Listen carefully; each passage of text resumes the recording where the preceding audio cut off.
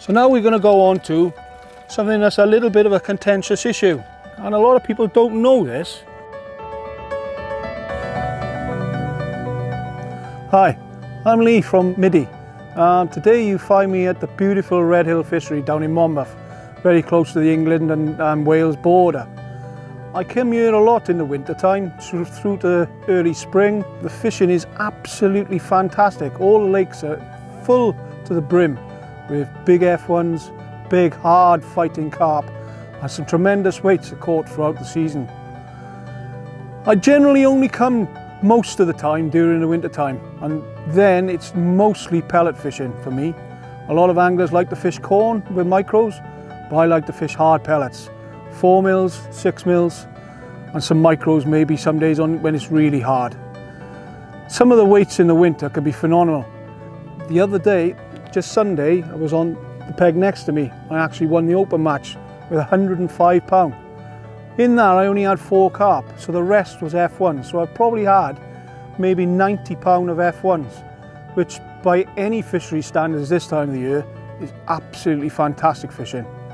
You don't have to feed a lot of bait. The fishing is very technical, it's very tight. You have to be disciplined in what you're doing to get the best out of the pegs that you fish. So, rigs for today. They're very fine, very delicate rigs.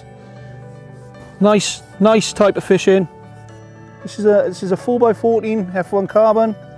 It's all 18 mainline, quite robust because you are catching a lot of fish during the winter time. And like I said, it's rubbing over the end of the landing net. This rig here is designed for fishing through the water. So we've got a strung out shotting patterns. So we've got number 9s, just spread down the thing.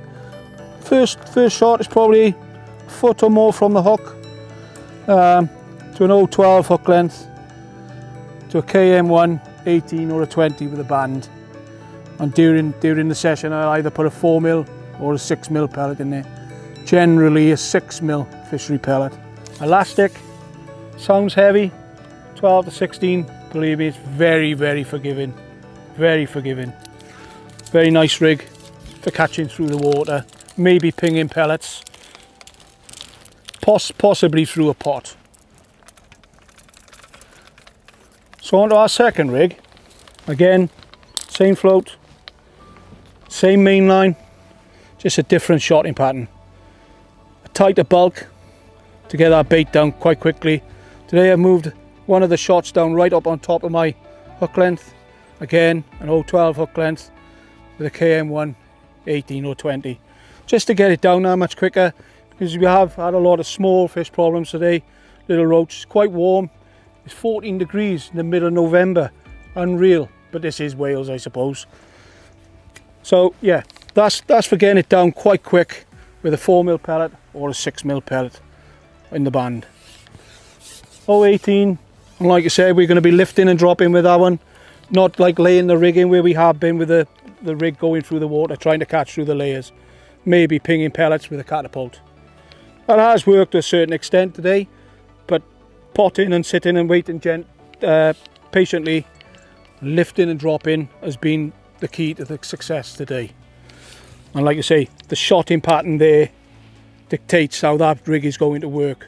Moving that number 9 down to on top of the hook length. Yes, I could have fished a shorter hook length, but I still believe you still have that little bit of flexibility. With a whole 12 hook length, we can move that shot just back up out of the way, or even move this bulk up, maybe spread it out slightly a bit more, just to dictate what's happening in the peg. 12 to 16 elastic. Again, it sounds quite heavy, but trust me, it really is quite soft. And the more it's used, the better it gets. So now we're going to go on to something that's a little bit of a contentious issue throughout the country. A lot of anglers use back shots, and these are some of the examples of back shots used for conditions, for controlling your float.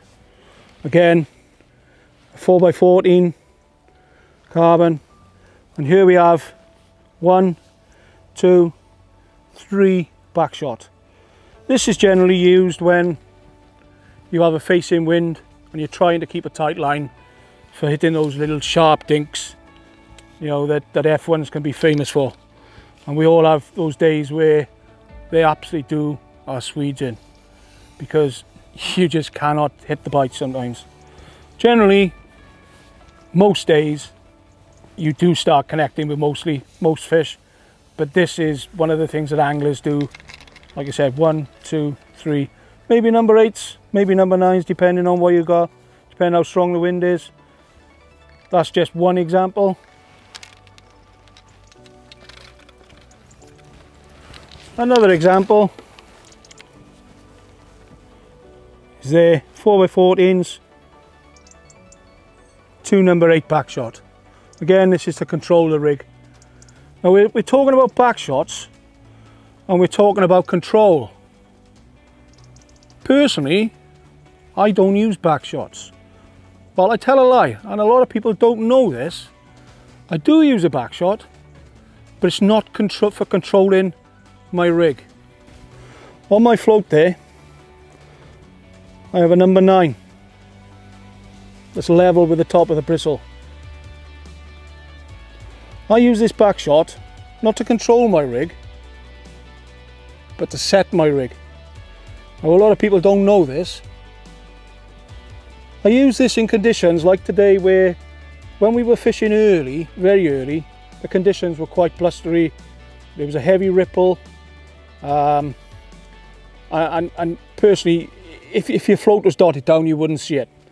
So that number 8 or number 9 that I use there, depending on how heavy the wind is or how bad it is, when it's blustery, you can just move it up out of the way. And then what you have then is an extra 5, maybe 6 mil of bristle. So you can see your float then in the ripple without having to change your float, without having to go to a bigger float or a bigger bristle. The amount of times I've seen people fishing, and they've said after the match, I was catching really well, and when the ripple came on, I couldn't see my float. And then the sun came round and I really couldn't see it, so it just got worse. But by having that shot there above your float, you can just move it out of the way when the ripple comes on and you're fishing with a little bit of extra float show. When it goes flat calm like it has now, and there's fish topping everywhere, and it's like a glass bottle, you can drop it back down to the top of the bristle, like there. And what that does, it just dots it back down to a dimple again. So basically, you can use one float with the same show, or different show, sorry, with your back shot. I'm not using my back shot to control my float. I'm using it to set my float. So I've got maximum control over that float, as well as being able to see it properly during the session. You know, if the light's not quite favourable or the sun comes around a bit, and sometimes you just can't quite see it because of reflections or whatever. Reflections on waters in winter time are generally a lot worse than what they are in summer. Give that shot in a go. It's only a little thing. Slot shot that we use at Middy, they move up and down the line lovely. Doesn't damage your line one little bit. You can push it back all the way up to your top of your knot. It's out the way and you're fishing again with that little bit more float show. Fantastic, give it a go.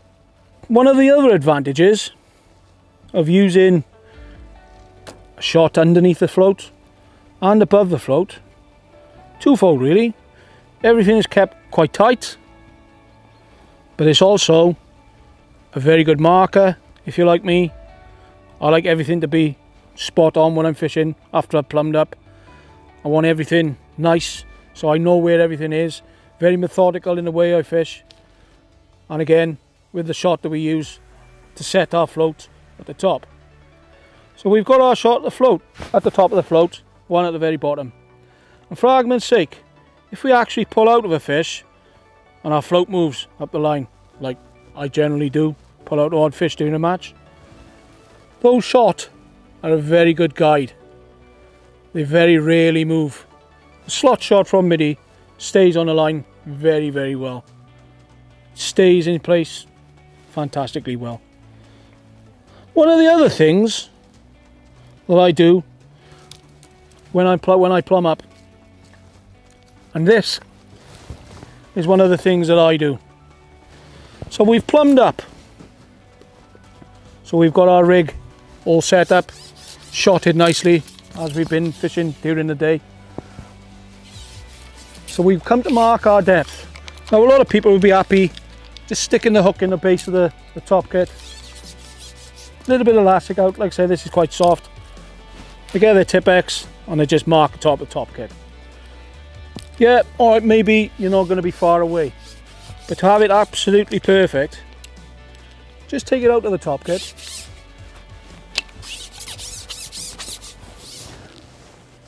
Dacron connector, just put it parallel side of your top kit. And just mark your float. It cannot be wrong. There is no way that could be wrong, because there's no tension. The elastic is not under tension, so it's not stretching the line, and the elastic can sometimes stick inside the pole if you pull it down, and it's not in the same place twice. But by doing it this way, you're ensuring you're 100% accurate every single time. Our session at Redhill has been quite an interesting one, really. Today I've sat on the peg next to where I fished on Sunday, where I won the open match. I've had a weight of 105 pounds on Sunday, but the fishing has been very, very difficult today. Yes, we've caught some fish, we've caught some nice fish. No carp caught, but just some F1s. And not really any of the big F1s that we normally associate the lakes for. They've been the smaller stamp, whether that's something to do with the weather's on the change. I mean, like I said, it's 14 degrees for the middle of November. It's absolutely unheard of this time of the year. So today has been quite difficult, as we've said, and we've attacked it on two lines, and we fed them differently. We've put some micros in and some 4mm on one line, and just some 4mm in on another line. The line that we put some micros in, we've had loads and loads of indications, but no proper bites, and I think that was the wrong thing to do maybe, because when we've gone onto the 4mm fed line, and I fed these lines at 10 o'clock and 2 o'clock on a clock face. I mean, today we've had the luxury of doing that.